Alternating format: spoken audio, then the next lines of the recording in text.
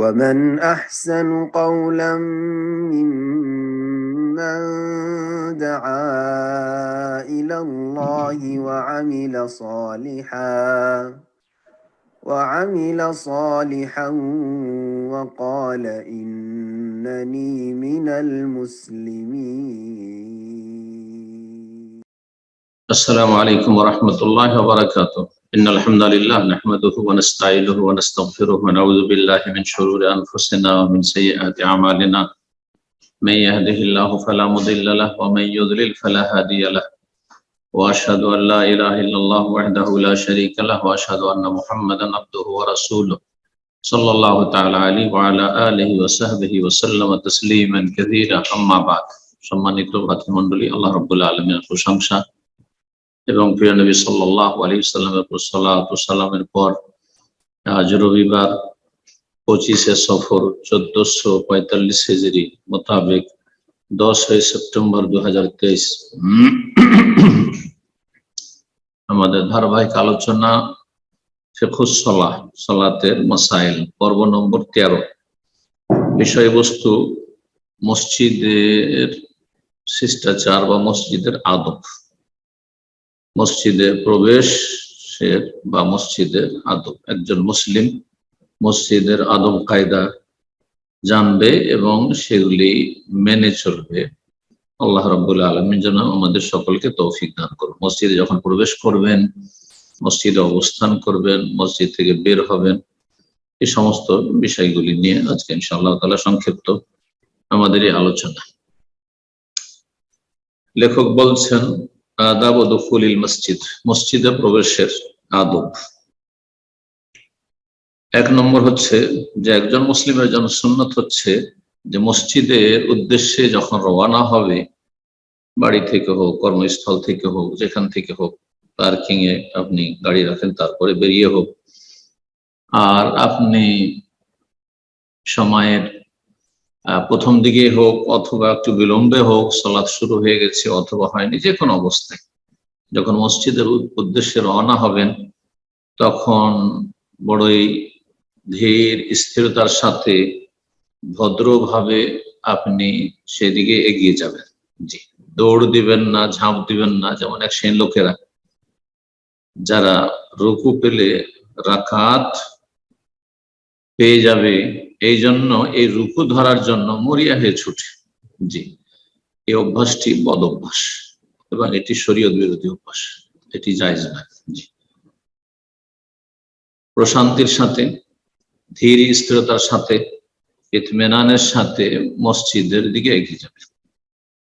মসজিদে প্রবেশের পরে সেখানে আঙ্গুলের ফাঁকে আঙ্গুল ঢোকাবেন। জি, এইভাবে করবে না, হাদিসে নিষেধ রয়েছে। মসজিদের বাইরে করা যায় কিনা, কেউ কেউ বলেছে না মসজিদের বাইরেও করা ঠিক না, কিন্তু সঠিক মত হচ্ছে যে প্রয়োজনে মসজিদের বাইরে, সালাতের বাইরে ও মসজিদের বাইরে করলে কোনো অসুবিধা, কিন্তু মসজিদের বাইরে, মসজিদের ভিতরে সালাত অবস্থায় হোক, সালাতের বাইরে হোক, আঙ্গুলের মাঝে, আঙ্গুলের ফাঁকে আঙ্গুল ঢোকানো এটা অপছন্দনীয় কাজ, ঘৃণিত কাজ, মাকরুহ, কমপক্ষে মাকরুহ, আপত্তিকর কাজ। কারণ একজন মুসলিম যখন মসজিদের ভিতরে আছে, সালাত অবস্থায় হোক অথবা সালাতের জন্য অপেক্ষমান হোক, সালাত অবস্থায় যেন রয়েছে, নবী সাল্লাল্লাহু আলাইহি ওয়াসাল্লাম হাদিসে রয়েছে। এই মর্মে আবু হুরায়রা রাদিয়াল্লাহু তাআলা আনহু থেকে বর্ণিত হাদিস রয়েছে, হাদিস মুত্তাফাক আলাইহি, বুখারী মুসলিমের হাদিস। রাসূলুল্লাহ সাল্লাল্লাহু আলাইহি ওয়াসাল্লাম বলেছেন, ইযা সুবিয়া লিস-সালাতি, যখন সালাতের ইকামত দেওয়া হবে, ফালা তাতুহা ওয়া আনতুম তাসআউন, তোমরা দৌড় দিয়ে আসবে না, ছুটে আসবে না। ওয়া আতুহা ওয়া আলাইকুমুস সাকিনা, তোমরা মসজিদের দিকে এগিয়ে আসবে, ওয়া আলাইকুমুস সাকিনা, ধীর স্থিরতার সাথে শান্তভাবে আসবে, ছোটাছুটি করে নাই। ফামা আদারাকুম ফাসাল্লু, যতটা পেলে ইমামের সাথে আদায় করে নাও।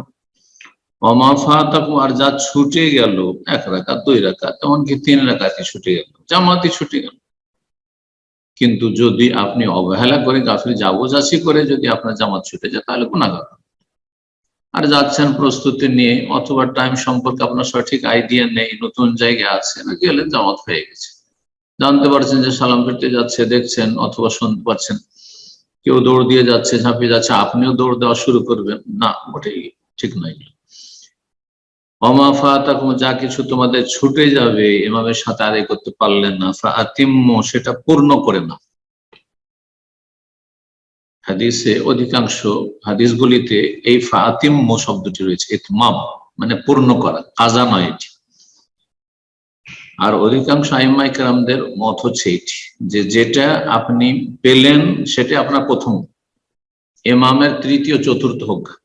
এক রাকাত পেলেন ইমামের চতুর্থ রাকাত, কিন্তু আপনার প্রথম রাকাত, বাকি থাকে 3 রাকাত। সুতরাং আর এক রাকাত সালাম ফেরার পরে যখন ইমাম সালাম ফিরিয়ে দিল, আপনি উঠে যাবেন, সালাম যখন ফিরছে ইমাম আপনি সালাম ফিরবেন না, কারণ আপনার 3 রাকাত বা 2 রাকাত যাই হোক বাকি আছে। উঠে 1 রাকাত পড়বেন, তারপর আত্তাহিয়াত পড়বেন, তাশাহুদ, তারপরে তখন 2 রাকাত পড়বেন। এইভাবে এটিকে ইতমাম বলা হয়। প্রসিদ্ধ হাদিস ইতমাম করতে হবে। তবে কিছু কিছু বর্ণনায় ফাকদু রয়েছে, তোমরা পূর্ণ করো।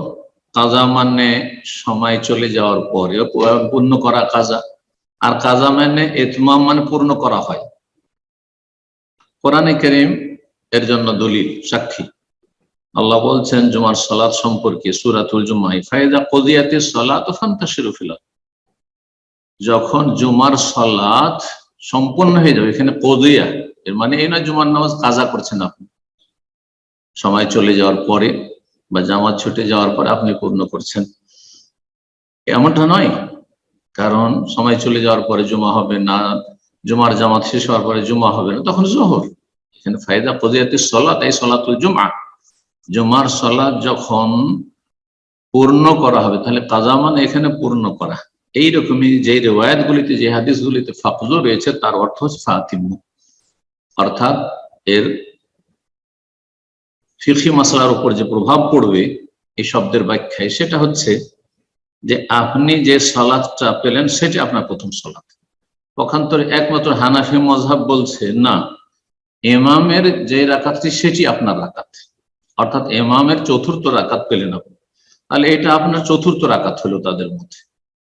এখন তাহলে আপনার বাকি কি বলছে, প্রথম দ্বিতীয় তৃতীয় বাকি, তাহলে প্রথম দ্বিতীয় তৃতীয় বাকি, তাহলে তাদের কাছে প্রথম আর দ্বিতীয় পড়বেন, তারপরে তাশাহুদ পড়বেন, 1 রাকাত পরে তাশাহুদ নয়। তারপরে আপনার দ্বিতীয় রাকাতে যেমন সূরা ফাতিহার সাথে সূরা মেলাবেন, তারপরে রাকাত যেটা আদায় করছেন, যেটা আপনার মূলত তৃতীয়, সেটা তো আপনি সূরা ফাতিহার সাথে সূরা মেলাবেন বা আয়াত মেলাবেন, তারপর তাশাহুদ। হানাফি মাযহাব এক কথাই তাদের কাছে এটি কাজা, কিন্তু জমহুর অধিকাংশ আইম্মায়ে কেরামদের নিকট এটি হচ্ছে পূর্ণ করা। জি, আর এই কথা এই হাদিসে রয়েছে, ফাইন্না আহাদাকুম ইযা কানা ইয়ামিদু ইলা সালাতি, কেন দৌড় দিয়ে আসবে না, কেন শান্তভাবে মসজিদে আসবে? কারণ তোমাদের কেউ যখন সালাতের উদ্দেশ্যে গমন করে মসজিদের দিকে, ফাহুয়া সালাতিন, সে যেন সালাত অবস্থায় রয়েছে। সালাত অবস্থা আপনি দৌড়াদৌড়ি করবেন, ছোটাছুটি করবেন, আস্তে ধীরে যান। জি, এ হচ্ছে সহিহ বুখারী মুসলিমের হাদিস। দ্বিতীয় মাসআলা বলছেন, একজন মুসলিমের জন্য সুন্নত হচ্ছে যখন মসজিদে প্রবেশ করতে যাবে, তখন আইয়ুকাদ্দিমা রিজলাহুল ইয়ুমনা, ডান পা সামনে বাড়াবে, আগে বাম পা ঢুকাবে না, ডান পা ঢুকাবে মসজিদে প্রবেশের সময়। আর দোয়া বলবে, আউযু বিল্লাহিল আযীম ওয়া বিওয়াজহিল কারীম ওয়া সুলতানিহিল কাদীম মিনাশ শাইতানির রাজীম। সুনানে আবু দাউদের হাদিস, এবং হাদিসটি হচ্ছে সহিহ সুনান আবু দাউদে। আল্লাহ আলবানী রাহিমাহুল্লাহ নিয়ে আসছেন 441 নম্বর। ইমাম আলবানী রাহিমাহুল্লাহ যে সহিহ অংশটুকু রয়েছে তার, এমনি আবু দাউদে 466 নম্বর হাদিস। তো এই ছিল একটি দোয়া যা পড়বেন, আউযু বিল্লাহিল আযীম, মহান আল্লাহর আশ্রয় গ্রহণ করছি, ওয়া বিওয়াজহিল কারীম, তার মর্যাদাপূর্ণ চেহারার মাধ্যমে। জি, ওজহুন আল্লাহর চেহারা, আল্লাহর চেহারা আল্লাহর মতো, আল্লাহর চেহারা আছে বলি ওজহ বলা হয়েছে, ওজহুন মানে চেহারা হয়। ওয়া সুলতানিহিল কাদীম, এবং তার কাদীম সার্বভৌমত্ব এবং তার কাদিম, কাদিম মানে হচ্ছে প্রাচীন, কাদিম মানে হচ্ছে এখানে আল্লাহর ক্ষেত্রে যার কোনো আদি নেই, অন্ত নেই, শুরু নেই, শেষ নেই, যা সবসময় ছিল আর সবসময় থাকবে। আল্লাহর সিফাত হচ্ছে সুলতান, আর সুলতানের এখানে গুণবাচক শব্দ কাদিম এসেছে। জন্য অনেক ওলামারা বলছেন যে আল্লাহর সিফাতকে কাদিম বলা যাবে, এই দোয়া দ্বারা প্রমাণিত। যদি কেউ আপত্তি করেছেন যে কাদিম হাদিস আর হাদিসের ভাগটি পরবর্তীকালে লোকেরা করেছে, কিন্তু এখানে হাদিসের দোয়া আসলো। আমার ওস্তাদ, আমার জীবনের খুব গুরুত্বপূর্ণ ওস্তাদ আল্লামা শেখ সফিউর রহমান মুবারক রাহিমাহুল্লাহ এই দোয়াটি দলিলে পেশ করতেন যে আল্লাহর সিফাতকে কাদিম বলা যাবে। কাদিম শব্দটি আল্লাহর সিফাত থেকে বলা যাবে। আল্লাহ তাআলা, আল্লাহর এক কথায় আশ্রয় গ্রহণ করছি, জি আল্লাহর এই সিফাত, আল্লাহর ওজহ, আল্লাহর জাতি সিফাত, আল্লাহ সুলতান, আল্লাহ সিফাত, এগুলির মাধ্যমে কিসের অনিষ্ট থেকে? মিনাশ শাইতানির রাজিম, বিতাড়িত শয়তান থেকে, বিতাড়িত শয়তান অনিষ্ট থেকে। হাদিস সুনান আবু দাউদ যেমন বললাম। দ্বিতীয় দোয়া পাঠ করবেন মসজিদে প্রবেশ করার সময়, বিসমিল্লাহ, আল্লাহর নামে শুরু করছি, মানে আল্লাহর নামে প্রবেশ করছি। ওয়াসসালাতু ওয়াসসালামু আলা রাসূলিল্লাহ, এবং রাসূলুল্লাহ সাল্লাল্লাহু আলাইহি ওয়াসাল্লাম প্রতি সালাত ও সালাম পেশ করছি। তারপরে বলবেন আল্লাহুম্মা আফতাহ লি আবওয়াবা রাহমাতিক, হে আল্লাহ আমার জন্য তোমার রহমতের দরজা খুলে দাও। মসজিদে প্রবেশের সময় রহমত বলবেন, কারণ মসজিদে প্রবেশ করছেন, মসজিদ হচ্ছে রহমতের জায়গা। পক্ষান্ত বের হওয়ার সময় কিন্তু রহমত আসেনি, এসছে ফজল, কারণ মসজিদের বাইরে আল্লাহর ফজল মানে রিজিক রয়েছে। ফজল মানে দুনিয়ার পার্থিব আপনার যে সব প্রয়োজন রয়েছে, খাদ্য পানীয়, টাকা পয়সা ইত্যাদি, চিকিৎসা, এগুলি মসজিদের বাইরে রয়েছে, এগুলির স্থান মসজিদ নয়। সেই জন্য বের হওয়ার সময় ফজলেকার দোয়া নবী সাল্লাল্লাহু আলাইহি ওয়াসাল্লাম শিখেছেন, যেমন আসছে 3 নম্বর পয়েন্ট। 3 নম্বর বিষয় হচ্ছে যখন বের হবেন মুসল্লি মসজিদ থেকে, কদ্দামা রিজলাহুল ইউসরা কায়লান, এই দোয়াটি বলে বা এইভাবে এই দোয়াগুলি বলে বাম পা আগে বাড়াবে, অর্থাৎ বাম পা আগে বের করবেন। ঢোকার সময় ডান পা ঢোকালেন, আর বের হওয়ার সময় বাম পা আগে বের করবেন, তাহলে ডান পা বেশি সময় পাবে আপনার মসজিদে। ঢোকার সময় আগে ঢুকেছে, বের হওয়ার সময় পরে বেরিয়েছে, বাম পা, ডান পা আপনার। এই দোয়া বলবেন, বিসমিল্লাহ, আল্লাহ নামে শুরু, ওয়াসসালাতু ওয়াসসালামু আলা রাসূলিল্লাহ, আল্লাহুম্মা ইন্নী আসআলুকা মিন ফাদলিক, আল্লাহুম্মা ইন্নী আসআলুকা মিন ফাদলিক, হে আল্লাহ তোমার কাছে তোমার অনুগ্রহ আমি কামনা করছি। ইমাম ইবনে মাজাহ রাহিমাহুল্লাহ অতিরিক্ত আরো বর্ণনা করেছেন, বের হওয়ার সময় আল্লাহুম্মা আসিমনি মিনাশ শাইতানির রাজিম, আল্লাহ আমাকে রক্ষা করো বিতাড়িত শয়তান থেকে। ইমাম আবু দাউদ, ইবনে মাজাহ এবং ইমাম ইবনে সুন্নি তার কিতাব রয়েছে দুআ আজকার সম্পর্কে, আমালুল ইয়ামি ওয়াল লাইলা। ইমাম ইবনে সুন্নি রাহিমাহুল্লাহ ইমাম নাসাই রাহমাতুল্লাহি আলাইহি বিশিষ্ট ছাত্র। এই হাদিস সহিহ। যখন মসজিদে প্রবেশ করবেন আর মসজিদে কিছু লোকেরা আছে, তাহলে সালাম দেবেন, এটি হচ্ছে মুস্তাহাব সুন্নাহ। কেউ কেউ আপত্তি করেছেন যে লোকেরা সালাতে রয়েছে আর সালাম দিলেন, আপনি ডিস্টার্ব করলেন, তবে সালাম দেওয়া হচ্ছে মুস্তাহাব সুন্নাহ। ফাইদা দাখালতুম বুয়ুতান ফাসাল্লিমু আলা আনফুসিকুম, আল্লাহ বলছে কোন ঘরে প্রবেশ করবে তোমরা নিজেদেরকে সালাম বলবে, আল্লাহ কোরআনে কারিমে সালাম দেবে। কিন্তু এক শ্রেণীর লোকেরা সালাম দেয় একবার উচ্চ স্বরে চিৎকার করে, যাতে সালাত আদায়কারী সালাতের খুশুতে ব্যাঘাত ঘটায়। ওই কোরআন তেলাওয়াত করছে, তাদেরকে ধরেন ডিস্টার্ব করলো। এক কথায় উচ্চ স্বরে এইভাবে সালাম দেবেন না। গোটা মসজিদের লোককে আমাকে শোনাইতে হবে এমন কথা না, আপনি সালাম দেবেন, যারা শুনলো আপনার মসজিদে প্রবেশের সময় সালাম দেবেন, দেবেন না এটাও ঠিক নয়, আর চিৎকার করে দেবেন এটাও ঠিক নয়। জি, মসজিদে যখন প্রবেশ করবেন তখন মসজিদ যারা আছে তাদেরকে সালাম দিবেন, তারপরে 2 রাকাত সালাত আদায় করবেন, তাহিয়াতুল মসজিদ, মসজিদ সালাম, তাহিয়াতুল মসজিদ নবী সাল্লাল্লাহু আলাইহি ওয়াসাল্লাম তাকিদ করেছেন। অধিকাংশ আইম্মা ইকরামদের নিকটে এটি সুন্নাতে মুআক্কাদা, সুতরাং এই সুন্নাত মুআক্কাদা পালনে কোনো অবহেলা না হয়, মাযহাবে গোড়ামি না থাকে। মজহাবের দোহাই দিয়ে। মজহাব অনেক কিছুই বলেনি, কিন্তু সেগুলি মজহাবের নামে বাপদাদা থেকে পাওয়া ধর্মকর্ম চলছে। মসজিদে গিয়ে বসে যাবেন, তারপরে নামাজ শুরু করবেন, এটি ঠিক না, শরীয়তের খেলাফ।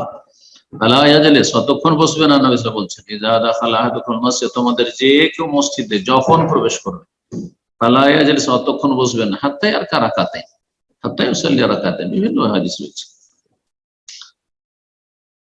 সাহাবী বসে গেছেন, নবী সাল্লাল্লাহু আলাইহি ওয়াসাল্লাম তার সংশোধন করে ছেড়ে দেননি যে আগামী তার এইভাবে বসবে না বিনা নামাজে, বরং বলছেন তুমি সাল্লাইতা রাকাতাইন, 2 রাকাত পড়েছো না? পড়িনি।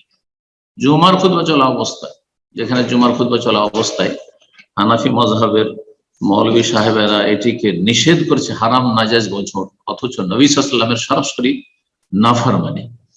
নবী সাল্লাল্লাহু আলাইহি ওয়াসাল্লাম ওই ব্যক্তিকে কথা বললেন না যে যা করলে আগামীতে কিন্তু খুতবা চললো 2 রাকাত পড়ে বসবে, আর এমনটা করিও না, না বললেন কম ওঠো ফাসাল্লি রাকাতাইন, 2 রাকাত পড়ো তারপর বসো। এর বড়ই তাকিদ রয়েছে, সুন্নাতে মুআক্কাদা, শুধু সুন্নাত নয়। জি,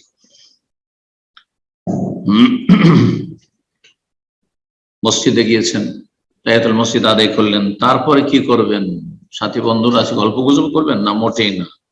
ওয়াইয়াস্তাহিব্বু লাহু, একজন মুসল্লি যে মসজিদে পৌঁছেছে তার জন্য মুস্তাহাব হচ্ছে যে মহান আল্লাহ জিকিরে মশগুল থাকবে, ইস্তাজাবে যিকরিল্লাহি তাআলা, কোরআন তিলাওয়াতে মশগুল থাকবে, আযান ইকামতের মাঝখানে দোয়া হয়, দোয়া করবে, দোয়া কবুল হয়, নফল সালাত আদায় করতে থাকবে যতক্ষণ পর্যন্ত সালাতের ইকামত হয়, আর যথাসাধ্য চেষ্টা করবে প্রথম কাতারে থাকার জন্য, এবং ডান দিক, ইমামের ডান দিক বাম দিকের তুলনায় উত্তম। যদি দেখেন যে ডান দিকেও খালি আছে, বাম দিকে খালি আছে, 2 দিক খালি আছে, ডান দিকে যাবে।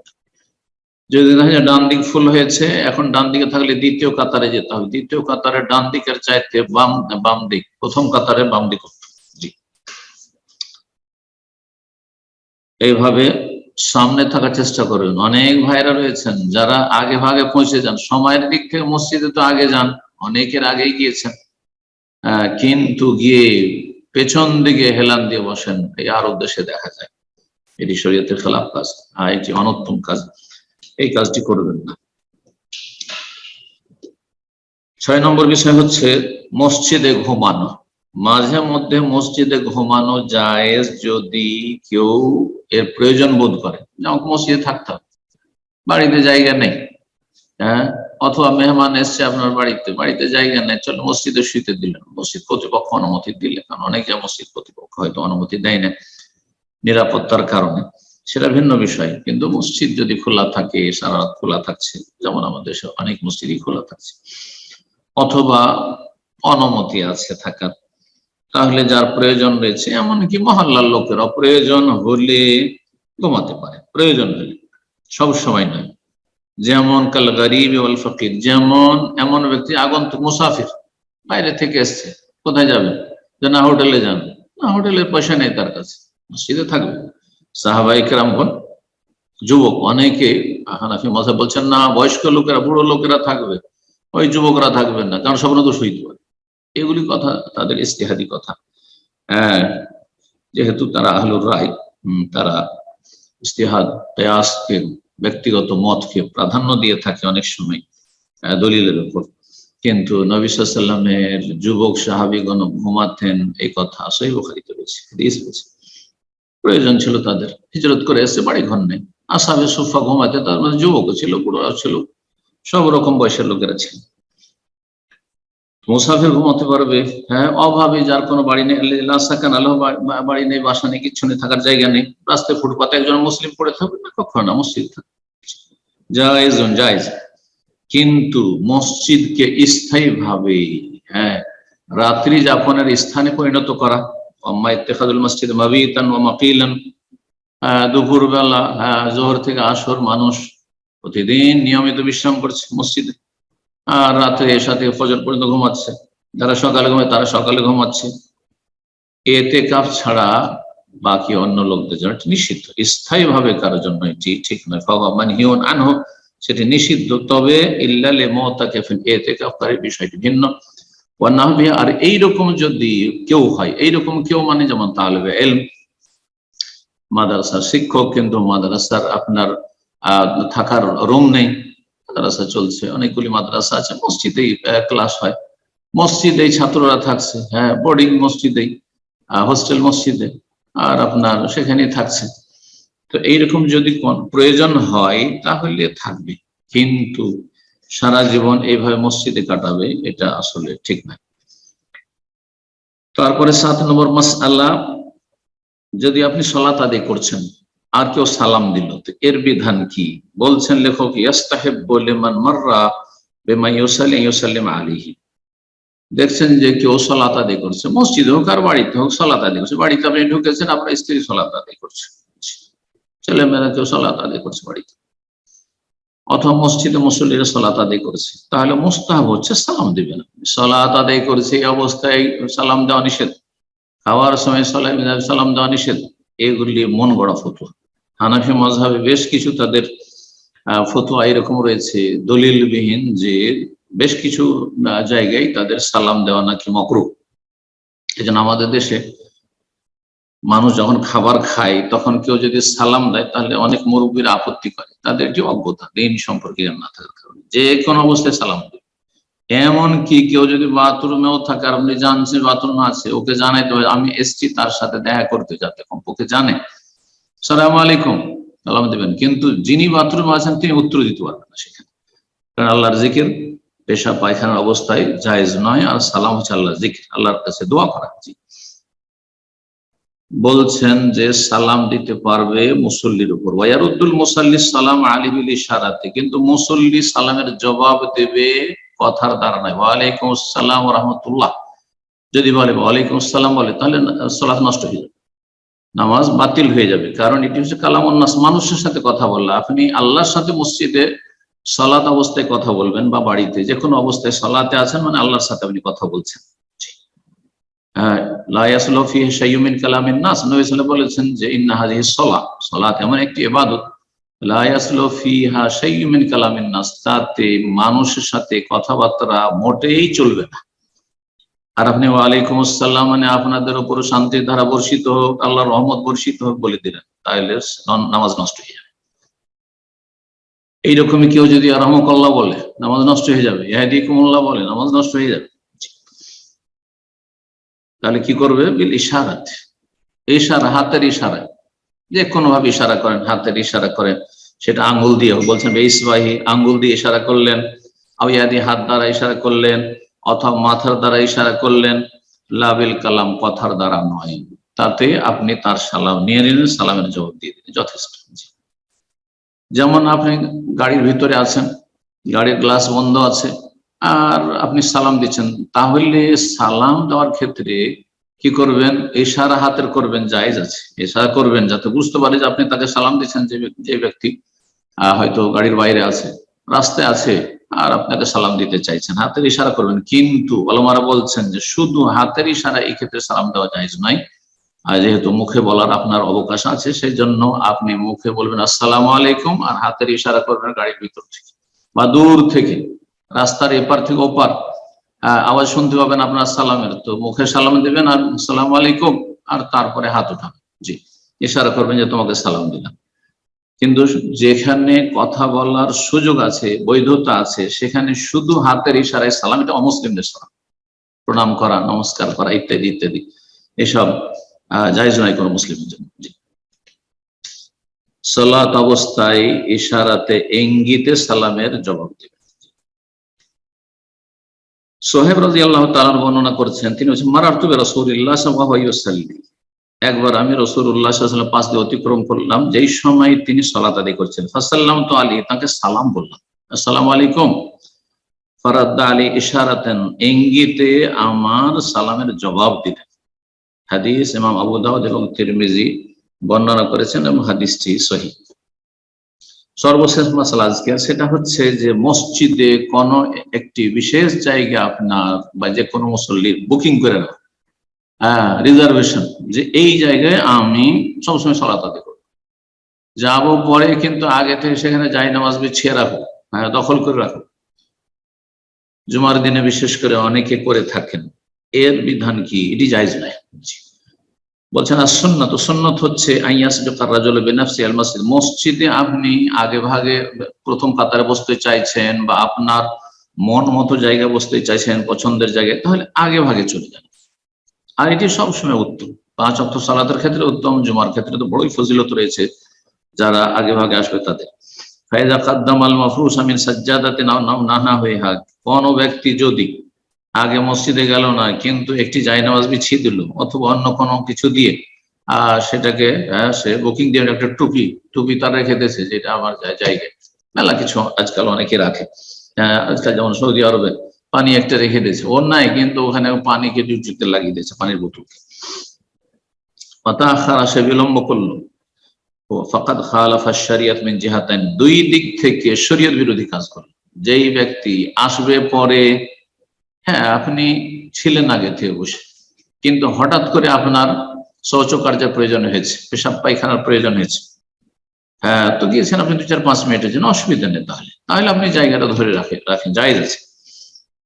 কিন্তু আপনি নিজের ধরেন নিজের কাজকর্ম করছেন অথবা বাড়িতে আছেন, আপনার পক্ষ থেকে কাউকে বলে দিয়েছেন যাও আমার জন্য একটা জায়গা তুমি ধরে রাখো, হ্যাঁ রিজার্ভেশন করে না, এটি জায়েজ নয়। দুই দিক থেকে শরীয়ত বিরোধী কাজ। এক হচ্ছে মিন জিহাতে তাআখুরি ওয়া মা'মুরুন বিতাকাদ্দুম, একটি হচ্ছে যে ইসলামের নির্দেশ সালাতে আগে ভাগে এসো, অগ্রগামী হও, আজানের সাথে সাথে মসজিদে চলে আসো, জুমার দিনে বিশেষ করে যত আগে আসতে পারবে তত বেশি ফজিলত রয়েছে, এই নির্দেশও রয়েছে।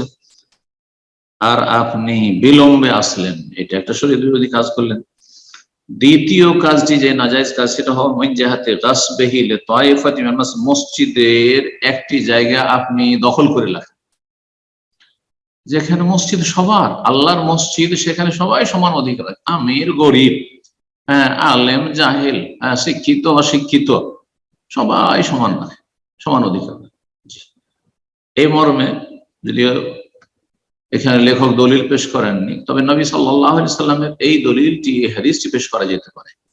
মেনার মাঠে হাজী সাহেবদের অবস্থানের ক্ষেত্রে নবী সাল্লাল্লাহু আলাইহি ওয়াসাল্লাম বলেছেন, মেনা মুনাফু মান সাবাক, মেনা যে আগে ভাগে চলে আসবে তার জন্য, যেই জায়গা যে আসতে পারবে, যেই জায়গায় যে পৌঁছতে পারে সেটি তার জায়গা, আগে থেকে দখল করে রাখলাম যে না এটি আমার জায়গা, অথচ পরে আসছি, এটি ঠিক নয়। জি, তো বলছে যে মসজিদের বিশেষ একটি জায়গা সে জবরদখল করে রাখলো, ওয়ামানাহি গায়রা মিনাস সাবিকিন, যারা আগে ভাগে এসছে তাদেরকে বাধাগ্রস্ত করলো, ইউসাল্লু সেখানে সালাত আদায় করতে, পরে আসলো অথচ প্রথম কাতারে তার জন্য জায়গা রিজার্ভেশন করা হয়েছে, এটা অন্যায় কাজ। তারপরে বলছেন লেখক, ওমান ফারাশ ফিল মসজিদ, মসজিদে ধরেন একটা লোক বিলম্বে আসবে, কিন্তু সে অথবা সে আগে গিয়ে বিছিয়ে চলে এসছে, অথবা তার পক্ষ থেকে কেউ সে জায়গা একটা দখল করে রেখেছে, একটা জায়নামাজ বিছিয়ে বা কিছু, অতাখারা সেই ব্যক্তি বিলম্ব করলো, আর তারপরে কিছু লোকের আসলে দেখছে যে এই জায়গাগুলোতে জায়নামাজ বিছিয়ে রেখেছে বা দখল করে রেখেছে, লোকজন আসছে না, ফালেমান সাবাকা ইলাইহি ফাযালিকা, তাহলে যেই ব্যক্তি আগে ভাগে এসেছে সেই ব্যক্তি ওই জায়নামাজটি উঠিয়ে দূরে সরিয়ে দেবে বা পানির বোতলটা সরিয়ে দেবে সেখান থেকে, ওয়ায়ুসাল্লি ফি মাকানি, সেই জায়গায় সালাত আদায়, ওয়ালা ইসমালে, কোনো গুনাহ হবে না, এটাই নয় যে আপনি তার হক নষ্ট, সে আপনার হক নষ্ট করেছিল, সেই জন্য আপনি আপনার ন্যায্য অধিকার আপনি তার কাছ থেকে নিয়েছেন। তবে একটি বিষয় অবশ্যই খেয়াল রাখতে হবে, সেটা হচ্ছে যে সেখানে ঝগড়া ফাসাদের আশঙ্কা না থাকে। যদি এসে আজকালকার যে মুসলিমদের চরিত্র, ইল্লা মাশাআল্লাহ, যে যেই ব্যক্তি সেই রিজার্ভেশনটা বুকিংটা করে রেখেছিল, সে পরে এসে বলবে তুমি আমার জায়নামাজ গুটিয়ে ফেললে কেন, তুমি আমার জায়গা দখল করলে কেন, অথচ তার জায়গা নয় এটি, সে অন্যভাবে দখল করে আছে। তো যদি ঝগড়ার আশঙ্কা থাকে, অনেকে ফাসাদি লোক আছে, ব্যবহার চরিত্র খারাপ, সুতরাং অনিষ্ট থেকে বাঁচার জন্য, আর মসজিদে যাতে কলহ বিবাদ না হয়, মনোমালিন্য না হয়, মুসলিম সমাজে ফাটল না ধরে, সেই জন্য এড়িয়ে চলবেন।